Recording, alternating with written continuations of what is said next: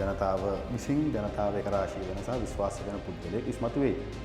මේකේ මගේ භූමිකාව තමයි ඒකට අවශ්‍ය අර මම ඊයේ පාරක් පිච් එක හදන එක.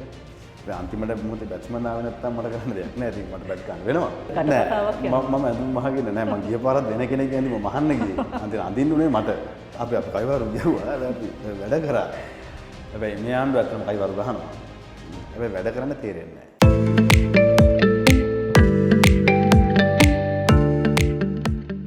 ආයුබෝවන් සුබ දවසක්. අද ඔබ හඳුනන මා වැඩසටහන තුලින් ඔබ කවුරුත් හඳුනන කෙනෙකුන් මාත් සමග සම්බන්ධ වෙනවා.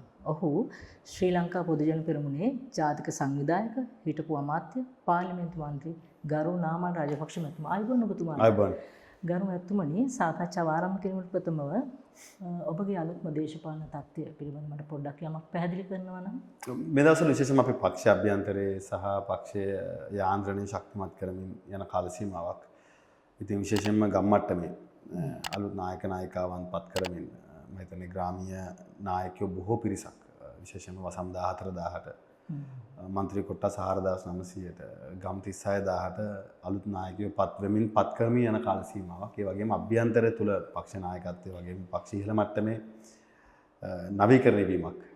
අපේ මූලික හර පද්ධතිය අපි විශ්වාස කරන දේශපාලන ප්‍රතිපත්ති ආරක්ෂා කරගෙන නවීකරණය කරා ගමන් කරන කාල සීමාවක් තමයි මේ ගත වෙන්නේ. එතකොට මම මෙහෙම අහුවොත් දැන් අපි සාකච්ඡාවට කරනකොට මම දැන් අහනවා ඔබතුමාගෙන් ශ්‍රී ලංකාවේ දේශපාලනය තුළ සියලුම දෙනා දන්න දෙයක් තමයි ඔබ තොටිල්ලේ සිටම දේශපාලනය කරන කෙනෙක්. ඔබ දේශපාලඥයෙක්. නමුත් මට දැනගන්න ඕනේ අපි නොදැක්ක නාමල් රාජපක්ෂ කියන්නේ කවුද?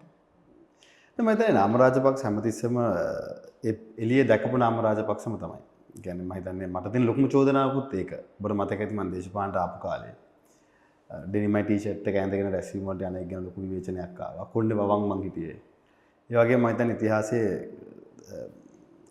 ඉතාමත් දුර්ලභ අවස්ථාවක් නැත්නම් ඉතාමත් අර සීමිත අවස්ථාවන් තමයි තියෙන්නේ මේ දේශපාලන ක්‍රීඩාව කරන නැත්නම් ජාතික කණ්ඩායම් නියෝජනය කරන. ඉතින් මම හිතන්නේ මම පාර්ලිමේන්තුවේ ඉන්න කාල සීමාවේ ජාතික කණ්ඩායම් නියෝජනය කරා සහ මම අදටත් මගේ ක්‍රීඩා කටයුතු කරනවා. ඉතින් අර පාරම්පරික දේශපාලඥයාගේ තිබිච්ච ප්‍රතිරූපයක් තිබ්බනේ අපේ සමාජයේ. ඒ ප්‍රතිරූපයට වඩා වෙනස් ප්‍රතිරූපයක් තමයි මම.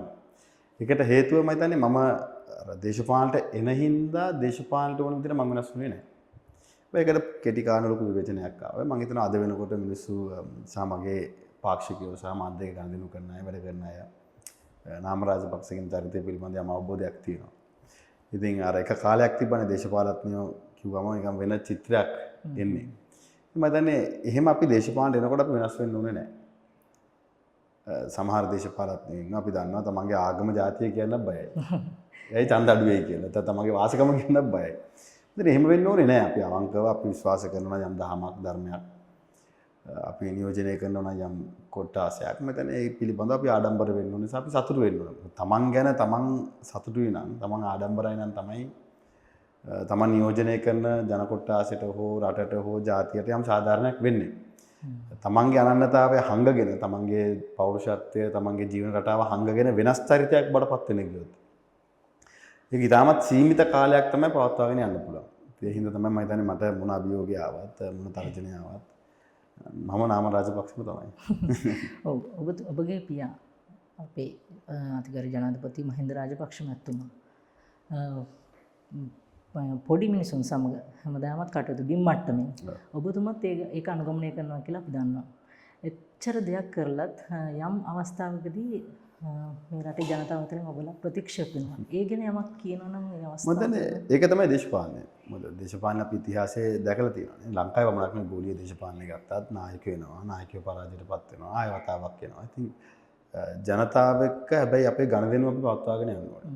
දැන් අපි දකින දෙයක් තමයි සමහර අවස්ථාවල මැතිවරණයකින් පරාජය වුණාම දේශපාලඥයා හෝ කණ්ඩායම හෝ පිරිස ජනතාවගෙන් තවදුරටත් ඈත් වෙනවා.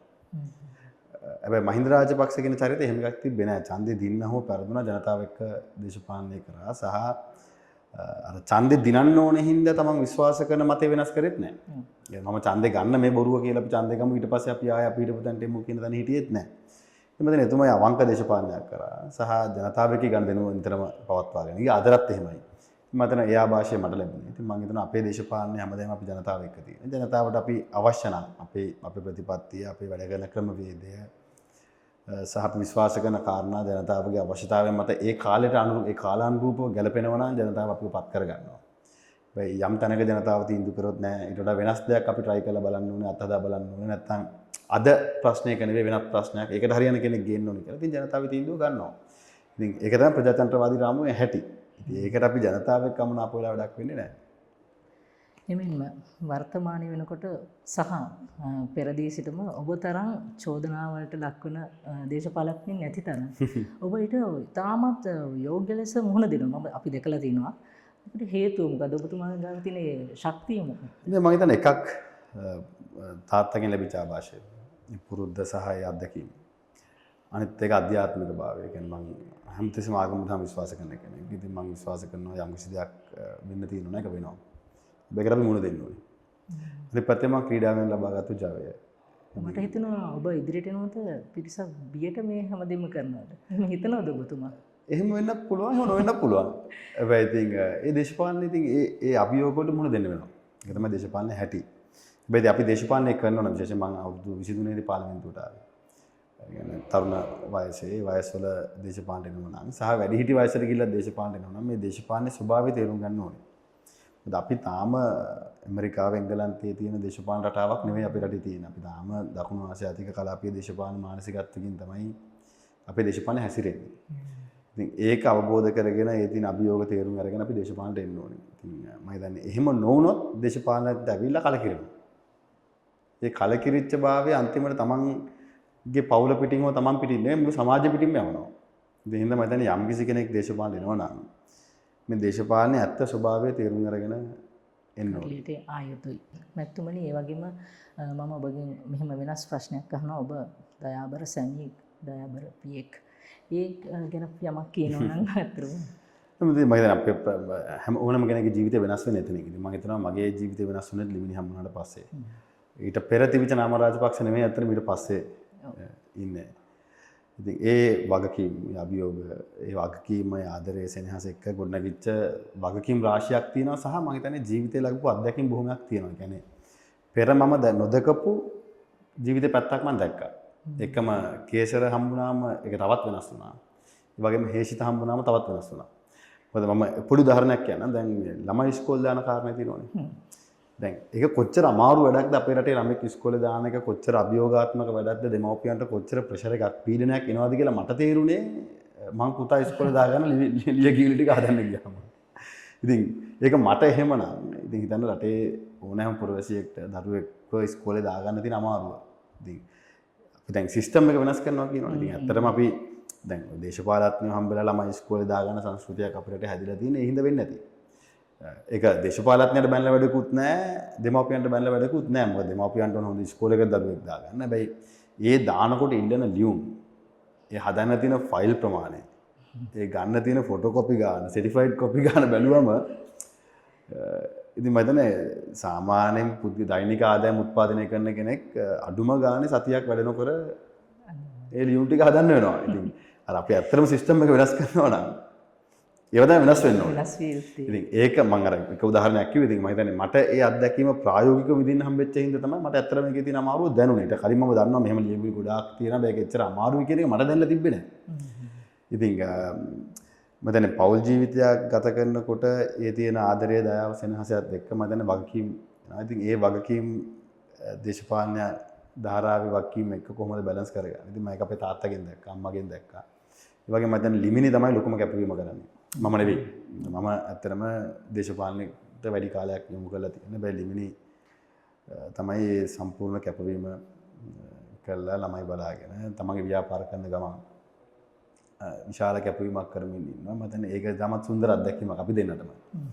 ඉතින් බලමු. හරි. මතුමනි මම මෙහෙම ප්‍රශ්නයක් අහුවා. පොදු ජන පෙරමුණෙන් රාජපක්ෂවරු පමණද ජනාධිපතිවරණයකට ඉදිරිපත් වෙන්නේ නැත්නම් වෙනත් නම් යෝජනා වෙලා තියෙනවද කියලා දැන් ගිය පාර වෙනත් කෙනෙක් ගේන්න ගියා ඡන්දෙට ආවේ නැහැනේ. ඉතින් මම හිතන්නේ මේ වෙලාවේ ඔහු ආවනම් මීට වඩා හත්පසින් වෙනස් තත්ත්වයක් තියෙන තිබ්බා. සහ නාම රාජපක්ෂ භූමිකාවත් වෙනස් වෙන තිබ්බා. මේ ඉතින් යම් සිදුවීමක් හින්දා ආවේ නැහැ. එහෙම නෑ අපේ පක්ෂය හරි විවෘතයි. සහ මම හිතනවා අද විශේෂයෙන්ම අලුත් අයට මේ පක්ෂ විවෘත වෙලා තියෙනවා. දැන් අද අපි ගත්තොත් අපේ ග්‍රාමීය නායකයන්ගේ ඉඳන් කොට්ටා සංවිධායකවරුන්ගේ ඉඳන් ආසන සංවිධායකවරුන් දක්වා අලුත් තරුණ බොහොම පිරිසක් ඉන්නවා. ඒ වගේම අපි ප්‍රතිපත්ති සම්පාදනය සහ අපි අනාගතයේ කොහොමද අපි මේ ක්ෂේත්‍රයක් ක්ෂේත්‍රයන් වල රට ගොඩනැගිය යුත්තේ කියන කාරණේ පිළිබඳව අධ්‍යයනය කරන්න අපිත් දෙක එකතු වෙලා ඉන්න පිරිස ගත්තොත් බහුතරයක් මෙතෙක් දේශපාලන හිටපු නැති අය. හැබැයි ඒ වගේම ප්‍රායෝගිකව යම් ක්ෂේත්‍රයක් තුළ ප්‍රායෝගිකව වැඩ කරපු අය. ඉතින් ඒ හින්දා මම හිතනවා අලුත් මාවතකට අපේ පක්ෂය යොමු වෙමින් පවතිනවා.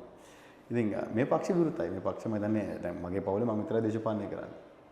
ඒ වගේම දැන් අපේ තාත්තලා කිව්වේ වෙනස්. ඒ යුගයේ අපි ගත්තොත් ගාන්ධි පවුලේ යම් පිරිසක් එකතු වෙලා හිටියා. බූතෝ වෙනස බූතෝගේ පවුලේ එක පිරිසක් හිටියා. ඒ වගේම ෂේක් හසීනාගේ පවුලේ බංග්ලාදේශයේ එක පිරිසක් හිටියා. අපි බුෂ් පරම්පරාව ගත්තත්, ක්ලින්ටන් පරම්පරාව ගත්තත් දැන් ඒ පරම්පරාව වෙනස් වෙලා තියෙනවා.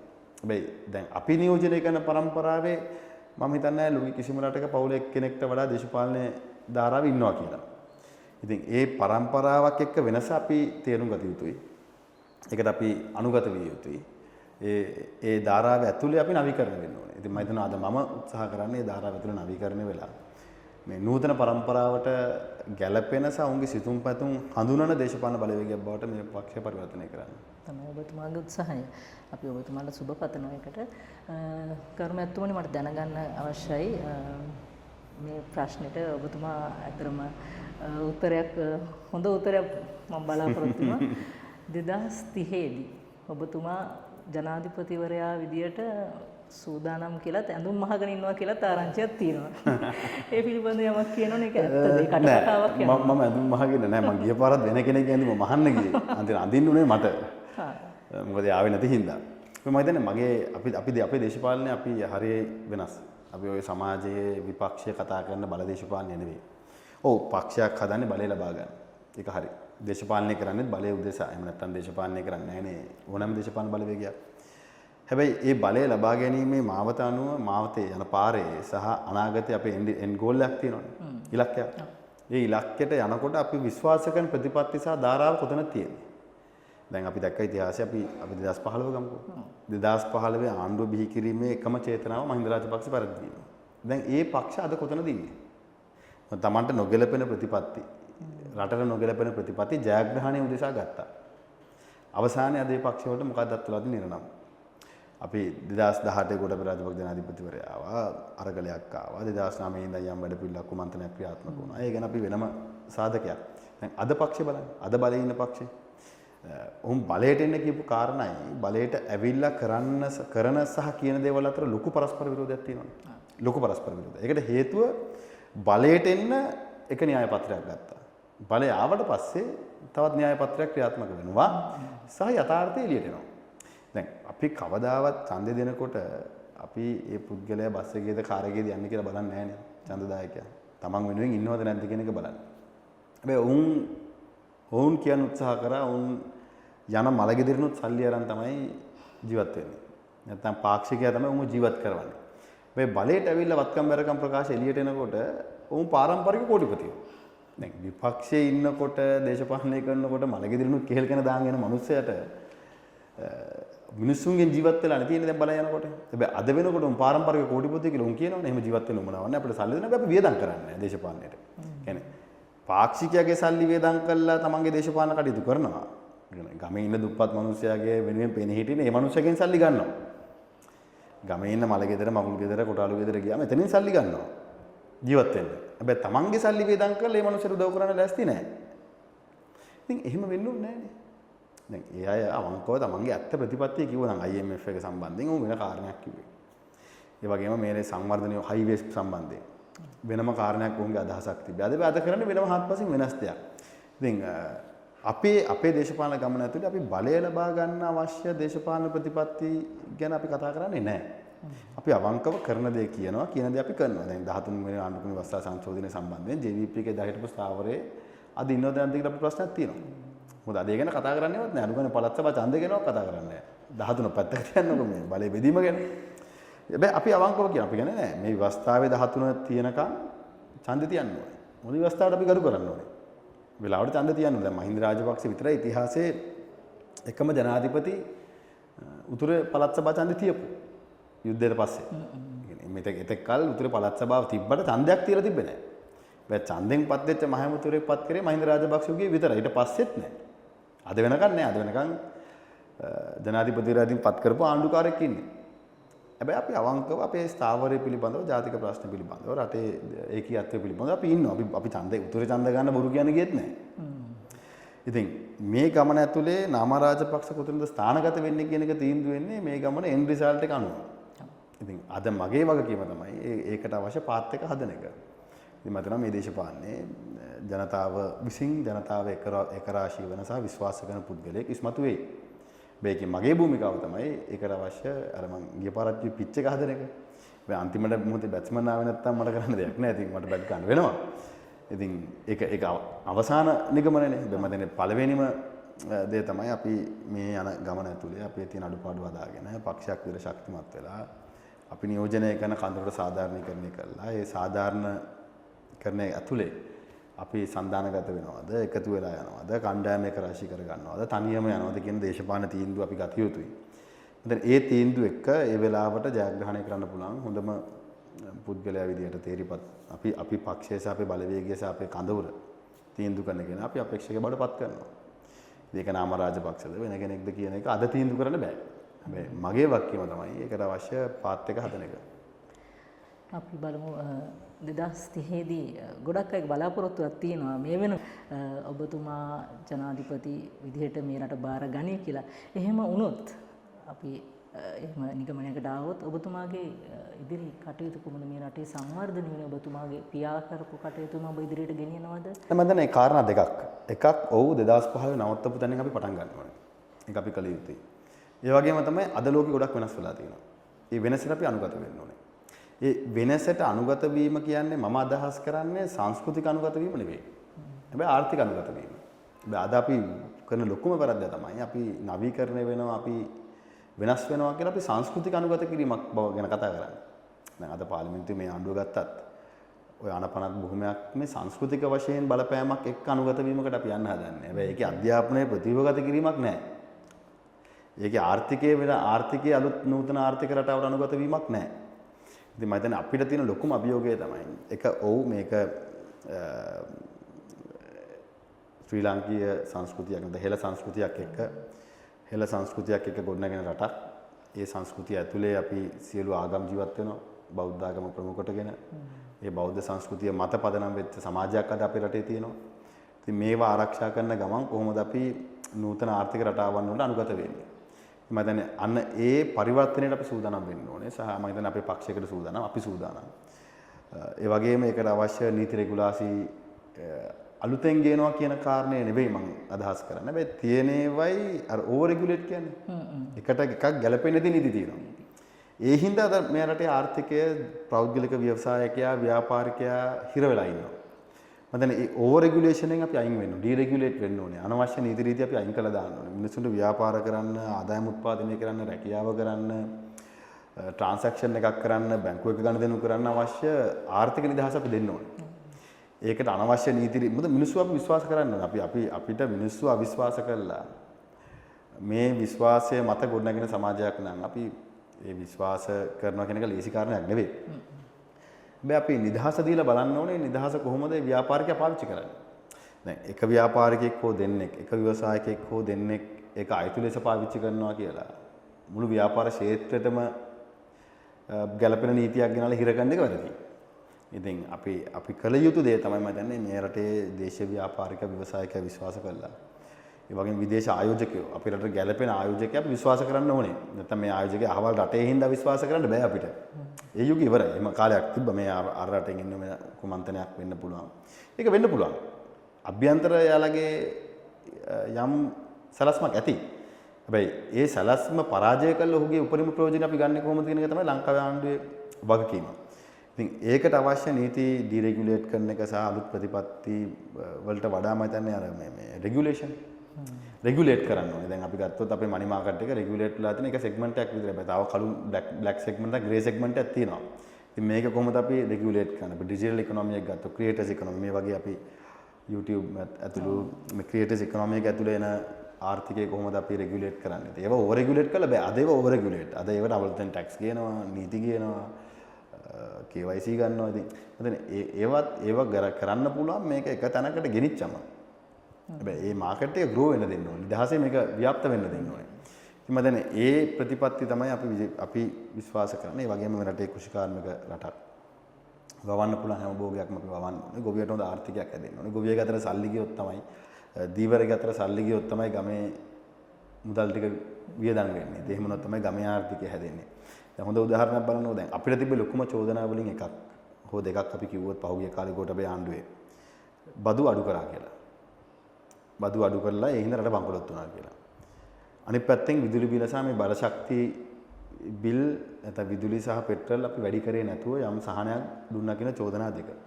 දැන් අද ලෝක බැංකුවේ වාර්තාවේ කියනවා මේ දෙක හින්දා දුප්පත්කම වැඩි වෙලා කියලා. ඒ කියන්නේ බදු වැඩි කරපු එකයි බලශක්ති බිල වැඩි කරපු එකයි. දැන් අපි අඩු කරපු හින්දා බංකොලොත් කියලා අපි මුළු පරම්පරාවම රට බංකොලොත් කියලා අපිට ඇඟිල්ල දික් කරපු අය මේ ආණ්ඩුවට කියනවා බල මේක වැඩි කරපු හින්දා දුප්පත්කම වැඩි වෙලා කියලා. ඉතින් මේක කැල්කියුලේටඩ් රිස්ක් එකක්. ඉතින් අපි මේ තීන්දුව ගත යුතු ආණ්ඩුවක් වුණාම ඉතින් මේ තීන්දුව කොතනද අපි ඉරාඳින්නේ? දැන් එයාගෙන් අදහන්න තියෙන්නේ අපිට දැන් අපි අඩු කරනකොට උඹලා අපි මේ රට බංකොලොත් කරා කියලා අපිට බැන්නා. දැන් වැඩි කරපු එකට බයිනවා දුප්පත්කම වැඩි කරනවා කියලා. ඉතින් චෝදනා නගන්න පුළුවන්, ඇඟිල්ල දික් කරන්න පුළුවන්. හැබැයි ඉතින් ප්‍රායෝගිකව බිම් මට්ටමේ මේ රටේ මිනිස්සු ටික ආරක්ෂා කරන් අපි ඉස්සරහට යන්න බෑ. ඒ හින්දා ආණ්ඩුවක් වුණාම යම් තීන්දුව ගත යුතුයි. ඒ නිසා මිනිස්සුන්ගේ පැත්තේ ඉඳලා තීන්දුව ගන්න ඕනේ. අපි මේ ලෝක බැංකුව, ඒෂියන් ඩෙවලොප්මන්ට් බැංක් එක IMF එක ගැන හිතලා තීන්දුව ගන්න බෑ අපිට. යම් තැනකදී මේ රටේ පුරවැසිය ආරක්ෂා කිරීමේ වගකීමත් ආණ්ඩුවට තියෙනවා. මම හිතන්නේ අපේ බලවේගය මේ වගකීම් සහ මේ ප්‍රතිපත්ති තේරුම් ගත්තු දේශපාලන බලවේගය. එමෙන්න දැන්ට අවසාන ප්‍රශ්න විදිහට මම ඔබතුමාගෙන් අහනවා. දැන් ජනතාවගේ රැල්ලක් මතයක් තියෙනවා ආණ්ඩුව කයිවාරු ගහනවා වැඩක් කරන්නේ නැහැ. ඔබතුමාලගේ ආණ්ඩුවෙන් කයිවාරුත් ගහුවා වැඩක් කළා කියලා. මොකද්ද ඒ ගැන කියන්නේ? අපි කයිවාරු ගහුවා. අපි වැඩ කරා. හැබැයි මේ ආණ්ඩුව ඇත්තටම කයිවාරු ගහනවා. හැබැයි වැඩ කරන්න තේරෙන්නේ නැහැ. ඉතින් මට තියෙන අවංක ප්‍රශ්නේ මේ වැඩ කරන්න තේරෙන්නේ නැද්ද? වැඩ කරන්න උවමනාවක් නැද්ද? දැන් ලුණු මුදවන්න බැරි ආණ්ඩුව පිටින් ගේන්න කිව්වම කඩිමුඩිය ගේනවා. එතකොට පොහොර ටික බෙදන්න කම්මැලි ආණ්ඩුව හාල් පිටින් ගේන්න කිව්වම දඩබඩ ගාලා ගේනවා. එතකොට වී මණ්ඩලයේ තියෙන වී ටික ටෙන්ඩර් කරලා දෙන්න කිව්වම ටකස් කාලා දෙනවා. ඒකට වෙලාව ගන්නෙත් නැහැ. දැන් ව්‍යාපාරිකයෙක්ගේ අමුද්‍රව්‍ය වෙන කන්ටේනරේ රිලීස් කරගන්න මාස ගණනක් කට ගන්න ඕනේ ආණ්ඩුව ඇතුලේ 323ක් ගාලා එළියට ගියා. දැන් නාකොටික් එකයි කස්ටම්ස් එකයි දෙකම චෙක් කරලා ජාත්‍යන්තර බුද්ධි වාර්තාවකින් කුඩු තියෙන මද්ද්‍රව්‍ය තියෙනවා කියලා ඉන්ටෙලිජන්ට් රිපෝට් එකක් ආපු කන්ටේනර් දෙකක් චෙක් කරලා මුකුත් නැහැ කියලා එළියට දැම්මා. අපි අනිත් පැත්තෙන් ගාමන් ෆැක්ටරි එක හරි මොකක් හරි පොඩි ෆැක්ටරි ව්‍යාපාරිකයෙක්ට තමන්ගේ අමුද්‍රව්‍ය ටික ගෙන ගන්න කන්ටේනරේ සති ගාණක් කස්ටම්ස් එකේ වරාය ඇතුලේ චාටර් වෙන්න ඕනේ නැත්නම් කට්ටක් ගන්න ඕනේ නැත්නම් දුක් විඳින්න ඕනේ කියලා ඒක රිලීස් කරගන්න. බෑ කුඩු කන්ටේනර් දෙක ටක් ගාලා රිලීස් කරලා දීලා. ඒක දීලා තියෙන ජනවාරි වල ඇවිල්ලා තියෙන දෙසැම්බර් වල මාසෙන් දීලා. මුකුත් නැහැ කියලා. අහු වෙන්නේ සැප්තැම්බර් වල. කියන්නේ අහු වෙනකොට දෙකේ කුඩු තියනවද නැද්ද කියලා අපි දන්නෙත් නැහනේ. අහු වෙන මාස 9ක් ගිහිල්ලානේ. හැබැයි පැය ගානේ රිලීස් කියන්නේ සති ගානේ රිලීස් කරනවා චෙක් කරලා නාකොටික් එකක් චෙක් කරලා කස්ටම්ස් එකක් චෙක් කරලා ලැබ් රිපෝට් උත් ගෙනල්ලා කොහොමද දෙසැම්බර් අපේ ජනවාරි වල රිලීස් කරන්නේ. හැබැයි සාමාන්‍ය මිනිස්සෙක්ගේ කන්ටේනරයක් අරගෙන ගාමන් ෆැක්ටරි එක හරි කුඩා කර්මාන්ත ශාලාවක හරි ව්‍යවසායකයෙක්ගේ සමහර විට රෙදි මහන කෙනෙක් වෙන්න පුළුවන් අමුද්‍රව්‍ය ගෙනාවම ස්පෙයා පාර්ට් ගෙන කෙනෙක් වෙන්න පුළුවන් මම දැක්ක වාහන ගෙනාවු අයක වෙන්න පුළුවන් ඒව රිලීස් කරගන්න මාස 6-7 වරායට ගිහලා හිටගෙන ඉන්න ඕනේ පොලිමේ. ඉතින් වැඩ බැරුවද නැත්නම් වැඩ කරන්න උවමනාව නැද්ද? මොකද ඕනෙක රිලීස් වෙනවනේ. දාර දෙක රිලීස් වුණා 332 රිලීස් වුණා 23. හැබැයි අනිත් ඒවා රිලීස් වෙන්නේ නැහැ. දැන් ලුණු මුදවන්න බෑ පිටින් ගේන ටක් ගාලා මහන්සි වෙනවා. හාල් වී ගොයන් ටික වපුරන්න බෑ පිටින් ගේනවා. දැන් අලලුණු උගුලන්න කලින් සෙස් එක ගහන්න කලින් පිටින් ගෙනලා ඉවරයි. ඒකට ආණ්ඩුව වැඩිහත් වෙනවා. ඉතින් ඇත්තටම මට තියෙන ප්‍රශ්නේ මෙයාලා මේ වැඩ කරන්න බැරිද නැත්නම් වැඩ කරන්න උවමනාවක් නැද්ද? ඉතින් මගේ අවංකව මං හිතන්නේ වැඩ කරන්න උවමනාවක් නැහැ. මොකද උවමනාවක් තියෙනවා නම් ඇත්තටම මහන්සි වෙන්න පුළුවන්. අපි දකින්නවනේ මිනිස්සෙක් දැක්කම දැන් අපි ක්‍රීඩකයෙක් කියනවා අපි දන්නවනේ මේ ක්‍රීඩකයාගේ ෆිට්නස් නැත්නම් අපි එයා මහන්සි වෙනවා දකින්නවා ට්‍රේන් කරනවා දුවනවා මහන්සි. එතකොටත් එයා එහෙම කළත් එයාගේ ෆිට්නස් නැත්නම් ඒක බෑඩ් ලක්. මේ ආණ්ඩුව අපි දකින්නේ නැහැනේ මහන්සි වෙනවා. මේ ආණ්ඩුව අපි දකින්නේ නැහැනේ උනන්දු වෙනවා මිනිස්සුන්ගේ ප්‍රශ්න විසඳන්න. අපි දකින්නේ නැහැ මිනිස්සු එක්ක මේ ආණ්ඩුව එන්ගේජ් වෙනවා. කතා බහ කරනවා. දැන් අපි අනිත් පැත්තේ අපි ගමුකෝ දැන් මේ පොලිසිය දැන් පහුගිය කාලේ ලොකු ආందోලනාත්මක දැන් මේ කාල සීමාව මේ සාකච්ඡාව කරන වෙලාවෙත් පොලිස්පතිවරයාට පොලිස් කොමිසමේ බලය ලබා දීම සම්බන්ධයෙන් දැන් කළුතර වයසි මහත්තයාට එන්න කියලා උළුගේ තැන මහත්තයාට විරුද්ධව සාක්ෂියක් දෙන්න කියලා කිව්වම බෑ කිව්වම එනම් හිරේ දානවා කියනවා. හැබැයි එයා ගිහිල්ලා රිට්ටාත්නාවක් අරගෙන අරස් කරන එක නවත්ත ගන්නවා. මට බොරු කියන්න බෑ කියලා පොලිස් මිනිට් එක පොලිස් පොතේ CID එක මෙහෙම කිව්වා කියලා මිනිට් එකකුත් එයා දානවා. දැන් එක පැත්තක්. දැන් ඒවට හාන්දු හරි උනන්දුයි. දැන් කන්ටේනර් දෙක හොයන්නේ නැහැ. එතනින් එහාට දින ඒවා ගැන ඔක්කොම හොයනවා කන්ටේනර් දෙක පන්නපු කෙනාගේ නම කියන්නේ නැහැ. ඒ කියන්නේ ඌමනාවක් නැහැ කියන එකනේ. දැන් කන්ටේනර් දෙක ගැන කියන්නත් පුළුවන් නම් තිබිච්ච ඉඩම එක ගැන කියන්නත් පුළුවන් නම් මේක පන්නපු එක්කෙනාගේ නම කියන්න බැරි කමක් නැහැනේ. දැන් නුවරඑළිය ෆැක්ටරියක් තියෙනවකෝ නුවරඑළිය ෆැක්ටරියක් තියෙනවද නැද්ද ඉඩමක් තියෙනවද ඉඩම කාගේද කියලා කියන්නෙත් නැහැ. හැබැයි අරකට මැද කෑල්ල කතා කරනවා. ඒ කියන්නේ ඇත්තටම අර ගැන හොයන නුමනාවක් නැහැනේ. අර ගැන හොයන නුමනාවක් නැහැ. දැන් සංවිධානාත්මක අපරාධ නවත්තන්න ඕන නම් නවත්තන්න පුළුවන්. මම දැක්කා ඊයේ මේ දිනවලත් වාහනයක් ආයි ගිහිල්ලා ඒකට වෙඩි තියලා වාහන නවත්තලා තියෙනවා. හැබැයි ඉතින් තුවක්කු අරන් යන කෙනාට වෙඩි තියලා අපි මරණයක් බේරගත්ත කියලා අහන්නේ නැහැනේ. අද වෙනකන් අපි දැකලා නැහැනේ තුවක්කුවක් කරන කෙනෙක්ට වෙඩි තියලා මරණයක් බේරගත්තා කියලා. හැබැයි ඉතින් අර CCTV බැලුවම මහදවල් T56 එකේ කරේ තියන් අර ස්කූටරේ ගිහලා වෙඩි තියලා යනවනේ. ඒක නවත්තන්න ඕන නම් නවත්තන්න පුළුවන්. හැබැයි අනිත් පැත්තෙන් දැන් සත්තුවත් ඒ සත්තු 32ක් කරගම් කරන් ගිහිල්ලා. දැන් මම දැක්ක තිස්ස මහරාමේ පොලිසිය OIC මහත්තයාගේ ජිප් එක කරගම් කරන් ගිහිල්ලා. පොලිසිය OIC එකේ. ඉතින් මට තියෙන ඇත්තම ප්‍රශ්නේ මේක මේ මම ඇත්තටම හිතනවා මෙයාලට මේ උවමනාව නැතිකම. නැත්තම් වැඩ බැරුවනේ වැඩ බැරි ඕන මිනිස්සෙක්ට මේ අප්පම ඔය ඉන්න භාගයක් අය අවුරුදු ගාණක් දේශපාලනය කරපු අය.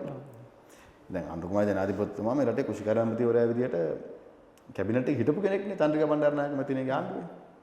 ඉතින් එහෙම කෙනෙක්ට අමාත්‍යාංශයක් දුවන්න බැරි නෑනේ. ඉතින් උවමනාව නැතිකම තියෙන. ඉතින් උවමනාව නැහැ සහ තමන්ගේ ફોකස් එක නැහැ. ප්‍රයොරිටි එක නැත්තම් තමන්ගේ මූලිකවම තමන්ගේ අවධානය යොමු කරලා තියෙන්නේ මේ අනවශ්‍ය කාරණාවලට. ඒ කියන්නේ තමන්ගේ සර්වයිවල් එකට. අපි කොහොමද ඊළඟ ඡන්දෙට තියෙන අභියෝග ටික අයින් කරගන්නේ? අපි කොහොමද ඊළඟ ඡන්දෙට කලින් විපක්ෂය මර්ධනය කරගන්නේ? එතන වැඩියෙන්ම කතා කරන කෙනා කට වහන්නේ. ඉතින් ඒ හින්දා මුළු ආණ්ඩුවේම ෆෝකස් එක එතන. ඒ හින්දානේ OIC ගේ ජිප් එක හොරගම් කරා යනකම් උදන්නේ නැත්තේ. එයාගේ ෆෝකස් එක තියෙන්නේ හොරු අල්ලන්නවත් පොලිසිය ආරක්ෂා කරන්නවත් නෙමෙයි යට. එයාට දීලා තියෙන ෆෝකස් එක වා දේශපාලඥයෝ ගැන හොයන්න. ඒ හින්දානේ සත්තු 32ක් හොරගම් කරනකම් දන්නේ නැත්තේ. අල්ලගන්න බැරිලා ඉන්නේ දැන්. මම දැක්කා කැමතිවරයෙක් කියනවා එයාගේ අමාත්‍යාංශයේ ලේකම් විදියට ඇවිල්ලා පාස්පෝර්ට් 17ක් හොරාට හදන් ගියාලු. දැන් අද වෙනකම් පාර්ලිමේන්තුවෙත් මේ ගැන අද වෙනකම් ඒ ඇමතිවරයා කියන්නේ ඒ 17 හොරාට හදපු කෙනා ඇල්ලුවද. ඒ හදපු 17 දෙනාගේ නම් මොකද්ද? නැතුව නෙවෙයි. මොකද පාස්පෝර්ට් එකක් කියන ඩේටා සියල්ලම ආන්දරන ෆින්ගර් ප්‍රින්ට් අරගෙන ෆොටෝ අරගෙන එහෙමනේ දෙන්නේ. ඒතර ඒ 17 දෙනා කවුද? ඒ 17 දෙනා අතරේ සංවිධානාත්මක අපරාධකරුවෝ ඉන්නවද? ඒ හොරාට හදන් ගියපු කෙනාට ගත්ත නීතිමය ක්‍රියාමාර්ග මොකද්ද? අද වෙනකන් නැහැ. අද වෙනකන් නැහැ. ඒකේ නුමනාවක් නැහැනේ. ඒ 17 හදන් ගියපු කෙනා අල්ලන්න නුමනාවක් නැහැ. මොකක් හරි හේතුවක් ඉන්න ඒකට නැහැ. ඒ උඹ යන්න දෙන්න කියලා ඉන්නවා. හැබැයි අනිත් පැත්තෙන් අපේ පොලිසියට ජාත්‍යන්තර බුද්ධි සේවාවන් බුද්ධ්‍යාංශ එක්ක කතා කරගෙන කෝඩිනේට් කරලා පිටරට ඉන්න සංවිධානාත්මක අපරාධකරුවෝ අල්ලලා ලංකාවට ගෙන්නත් පුළුවන්. පාස්පෝර්ට් 17 හදපු එක අල්ලන්න බෑ. එන ඇත්තටම උවමනාවක් නැතිකම ඉතින් ආණ්ඩුවේ ප්‍රයොරිටි එක වෙනස්. ආණ්ඩුවේ මට තේරෙන්නේ සම්පූර්ණ මූලික වශයෙන් අවධානය කරලා තියෙන ජනතාවගේ ප්‍රශ්නවත් රටේ ප්‍රශ්නවත් මේ රටේ ආර්ථික ප්‍රශ්නවත් සමාජ දේශපාලන ප්‍රශ්නවත් විසඳන්න නෙවෙයි. Tamanට අභියෝගයක් වෙන පිරිස්ව නිශ්ශබ්ද කරලා තමන්ගේ දේශපාලන ගමන ඊළඟ පහම ඔහොම යන්න. ඔබතුමාගෙන් අවසන් ලෙස මම අහනවා පක්ෂයේ ජාතික සංවිධායක විදියට ඉදිරි වැඩ කටයුතු ඉදිරි දේශපාලන වැඩ කටයුතු සහ ඡන්ද මැතිවරණ කටයුතු වලදී ඔබතුමාගේ දායකත්වය කොහොමද ලබා ගන්නේ?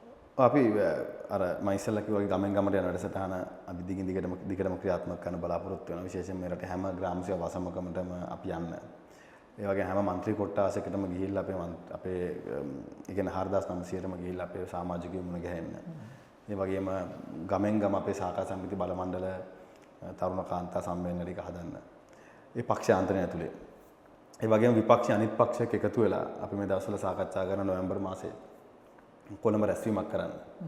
ඉතින් මම දැන් ඉදිරි දින කීපෙදී අපි මේ පිළිබඳව දැනුවත් කරනවා. ඉතින් ශ්‍රී ලංකා පොත්ජන පෙරමුණ ඇතුළු අපි එක්ක මෙතෙක් කල ළඟින් වැඩ කරපු දැන් සමහර ලඩු රස් වෙලා ඉන්න සහෝදර පක්ෂ එක්ක අපි සාකච්ඡා කරනවා.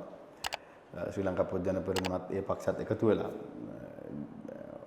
යම් දේශපාලන ක්‍රියාවලියක් ඉදිරියේදී ක්‍රියාත්මක කරන්නේ කොහොමද?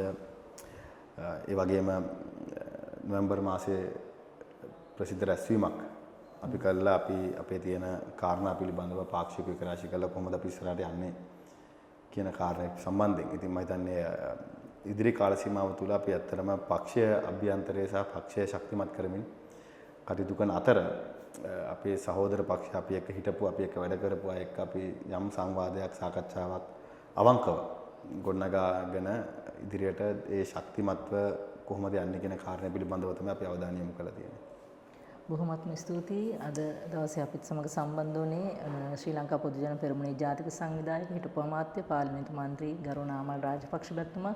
ස්තුතිවන්ත වෙනවා ඔබතුමාගේ වටිනා කාලය අපගේ වැඩසටහන වෙනුවෙන් යොමු කළාට. ඔබතුමාට බෙහෙවින්ම ස්තුතියි. අයිබෝන්.